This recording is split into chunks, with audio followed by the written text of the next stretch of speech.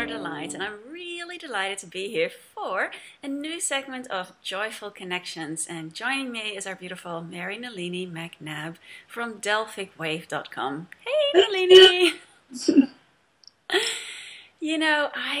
It's just been so interesting going through the different programs with you, the conversations that we're having, and noticing how this time seems to be an invitation to really dissolve all the roles that we've ever taken on or identified with. So one of the ahas I recently had on that was the definition of being a spiritual warrior and how that one can trip us up so big time. And I'd love for you to share a little bit more about that. Sure. Well, the releasing of all of our old fixed definitions has to do with the releasing of any fixed position into fluidity. And spiritual warrior has been something that has been a noble pursuit in many traditions for the last cycle. And it isn't that it wasn't, it was. And so herein lies the problem, because our spiritualized egos are the one place we never want to surrender. And you can dress that up any way you like it. It's always true. The spiritualized ego will say, I'm right. I'm the voice of your higher self. I'm the one who knows. And the truth is, as a singularity, as a person, we don't know. We can't. Our mind cannot contain the infinite of the divine. And so it's allowing that to express through us. And as a spiritual warrior, that has really been the good option in a world that was going a little nuts. And so it's really looking at the title. It isn't that the skill, the function of a warrior needs to go away. It is one of the infinite facets of the divine. It needs to stay in place. There are archetypal beings that embody this. And it's looking, though, at the costume, the props, the stage set, particularly. All the old stage sets are gone now. And it's we who keep pretending they're still there. So if you were playing a role on a brand new stage, would you not look at the stage? Is it level or is it canted? How much space is there? What are the flights that they're going to drop in for certain scenes? How much space do I have for my blocking? You would, as an actor, you would look at these things. And how do I express in relationship, in my relational field, to others on this stage? Well, we have that all so down. We know what spiritual is. We know what compassion is. We think we know what fierce compassion is. We know how to be a warrior.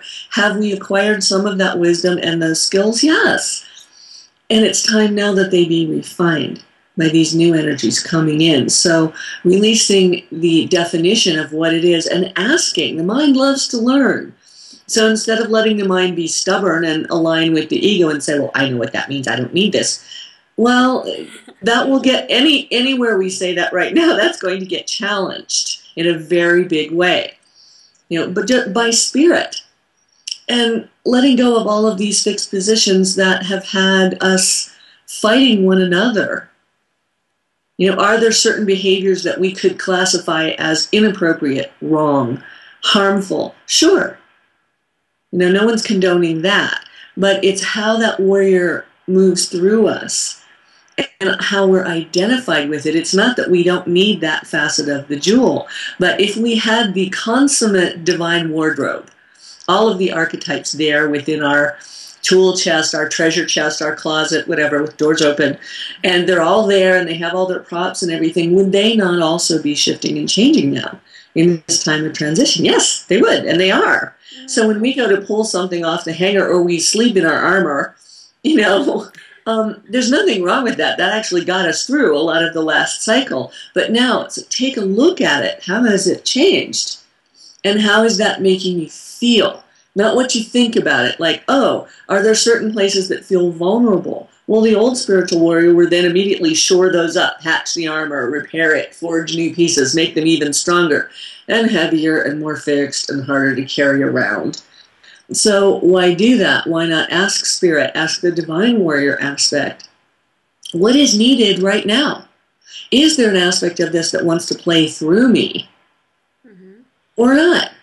And if not, I think I'll relax and enjoy myself. Even the samurai took time off to write poetry and have tea ceremonies and worship, not worship, but revere the cherry blossoms, because that's all part of it. Everything is sacred. So it's just letting go of how that plays through us and where we face off against something else or for something. Not that some of those actions might not be appropriate in the moment, but is this the right moment? And not just across the board making those identified or over-identified, actually decisions about, well, I know what's right and I always act this way. That's going to present challenges because the foundations of everything are changing. And these definitions, any of them, not just spiritual warrior, but especially the spiritualized ego that knows what spirituality is, that knows what compassion is, that knows this, holding on to that knowing is limiting right now. Some of those things may still be true. And you'll know because of the way it resonates through your heart and through your joy. Ask the joy wonder girl here. You know?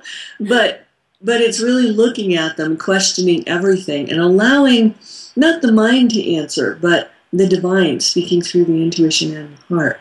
Letting those answers come. Oh, this is new. You know, this time we're in right now, the solstice tonight, is a new foundation. There's a new fluid foundation being laid, and that will feel very uncomfortable to those fixed part of ourselves that want to be that steel girder pumped into that concrete. And those structures are gone, you know. So, yeah, it's the over-identity.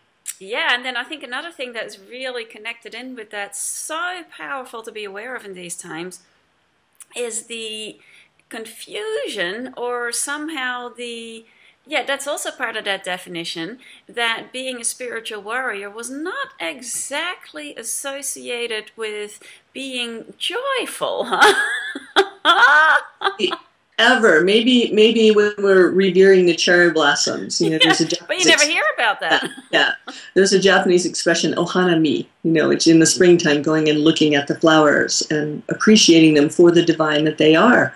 Well, but is that more important than being the warrior? Is the putting the armor on more important? Neither is more important. And yet, is that warrior function? We have to begin to think of it as a function that is appropriate in certain moments and not in others. Sometimes the sword stays sheathed while we look at the flowers, because it simply has no purpose except as an extension of our spirit in that moment. That's the only purpose it has ever had. So how is that the sword become a petal of the lotus? How are they the same? These are more interesting questions than what can I fight now? You know, what purpose can I have? That will show up if that's meant for you to act upon. But it's really how is that spirit held? And these other things are equally important. And beauty and creativity are the new foundation, the new fluid foundation. So bringing those back in where they might have just taken second place or become a second-class diversion instead of something that matters. Yeah, and just one last thing on that. I think oftentimes, too, that people have been so conditioned to seek that joy or that happiness or what brings them joy or happiness outside themselves. And, you know, that way you forget that it's inside. So to take time out to really allow yourself to feel in your heart, you know, what makes your heart sing. Gosh, whoa, and if that's going out doing cartwheels or having a bath or whatever, then allow that, huh? What if you could let yourself be happy as though no one were watching? Yeah. And what if that then extended your radiance and resonance out into the world? As we change our own field, our experience changes. And that's really the only responsibility we have. And then our field will have an effect on everything around us that appears to be other, that is all part of the oneness. And other, what we call other vibrations, will either entrain to it or run, you know, because they're doing something else right now. And that really is very harmonious. It's a very harmonious way to flow in the oneness. So yeah, the happiness, every tradition says this, happiness comes from within. why not let it? Yay! Well, I'm excited about how, the many ways that this is showing up, you know, it's like, wow. So anyway, I love the programs that you are offering on your site and the membership programs where people can actually go and do self-paced moving through these. I think especially probably for anyone starting out that embodying fluidity might be a really good one to dive into. For releasing fixed positions, yes. Yeah. And I would say even if you think that you've done that, then I would still invite people to go in there and give yourself the experience of these sessions. They're amazing. So people can go to your website, delphicwave.com, and there's a membership offering page there. So yeah, anything else you'd like to say about any of that?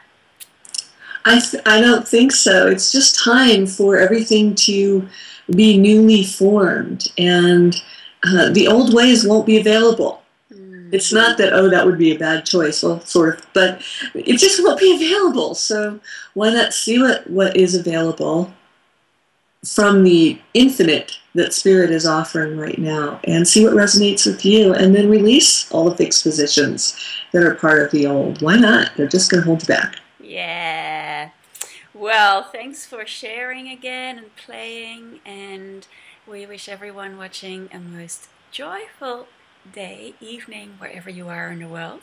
And just check in every moment, you know, where are you identifying, where are you holding on, or where are you attached to certain roles that you're playing.